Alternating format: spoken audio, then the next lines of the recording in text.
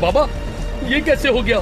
हम तो ये जलेबियां खाकर आए थे, तब तो लाल लाल और मीठी थी। ये काली कैसे हो गई?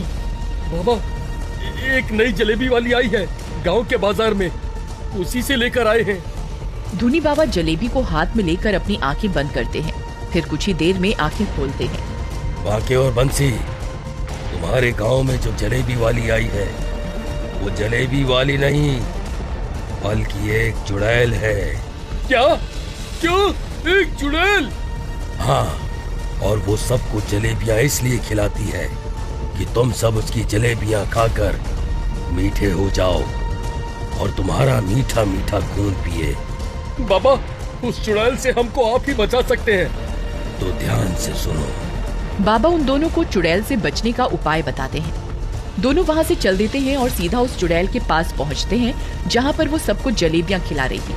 वे दोनों भी वहीं पहुँच जाते हैं और जलेबियाँ लेकर खाने लगते हैं। जलेबी वाली, तुम्हारी जलेबियाँ तो बहुत ही स्वादिष्ट हैं। देखो, हमने अपने सब पैसों की जलेबियाँ खा ली हैं, लेकिन अभी भी और खाने का मन कर रहा है। क्या तुम थोड़ी सी और जलेबियाँ हम दोनों को दे सकती हो? हाँ, क्यों नहीं, ये लो और जलेबी खाओ, पेट भर के खाओ। मैं तुमसे और पैसे भी नहीं लूंगी।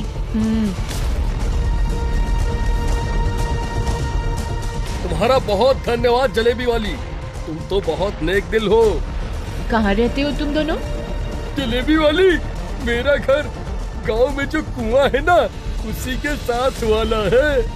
फिर बांके और बंसी दोनों वहाँ से चल देते हैं। दिन भी ढल गया था, रात हो गई थी। बांके बंसी के घर पर उस चुड़ैल के आने का इंतजार कर रहा था।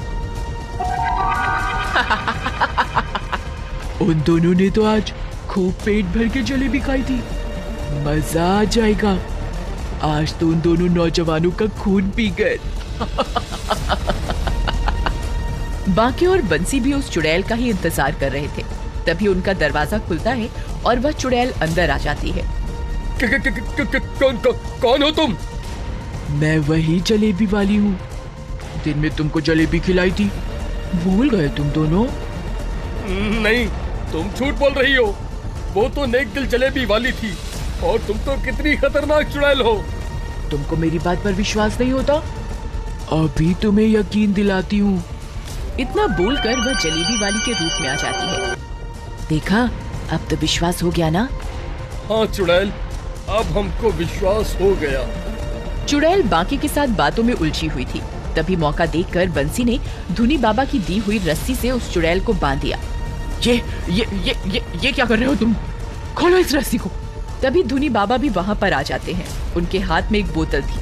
वह कुछ मंत्र बोलते हैं और वह चुड़ैल धुआं बनकर उस बोतल में कैद हो जाती है। शाबाश बांके और बंसी, तुम्हारी बहादुरी की वजह से हमने इस चुड़ैल पर काबू पा लिया है। अब मैं इसको अपने साथ ही ले जाता हूँ और इस बोतल में ही इसको कैद रखूंगा। इतना बोलकर धूनी बाबा वहाँ से चले जाते हैं। अगली सुबह कुछ लोगों के चेहरे की रौनक उड़ गई थी, जो उस जलेबी वाली की जलेबियाँ खाने के आदी हो चुके थे। पता नहीं आज ये जलेबी वाली कहाँ रह गई। हाँ भाई, मैं भी सुबह से उसका इंतजार कर रहा हूँ, आई नहीं अभी तक। तभी बांके और बंसी वहाँ आते हैं। यीशु भैया, वो जलेबी वाली अब नहीं आएगी। अरे बांके, ये क्या बोल रहे हो तुम?